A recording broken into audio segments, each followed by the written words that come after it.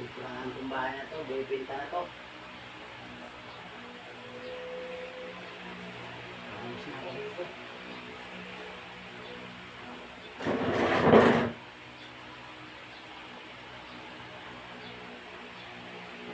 Namayo na ako dito para wala na akong tingin-tingin na pa.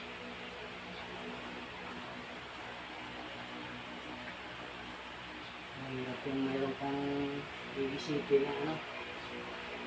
Andiyan yung wala kang iisipin na ano, lumayo ka.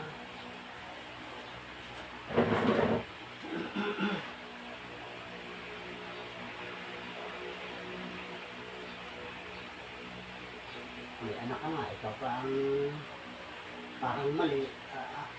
Parang gano'n ba talaga ngayon?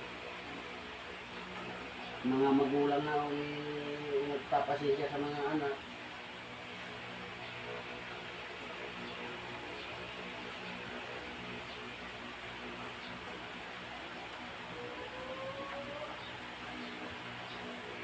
Gawa ng batas na yan, DSWD na yan, yan ang nagpakahirap sa mga kabataan mo. Hindi pwedeng paluin anak mo. Kakasuhan kang magulang. Diba? Mga anak natin, kung gumawa ng kalukuhan, natulong ba yung DSWD na yan?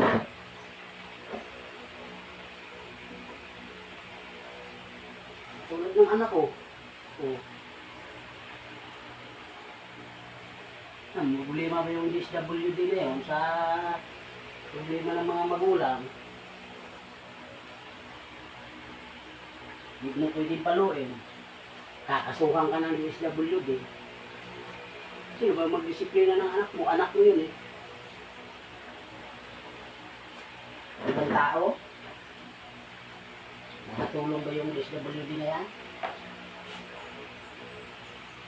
Marami nagsasabi mga magulang, yung DSWD na yan, ang hindi maganda yung batas na yan para sa akin.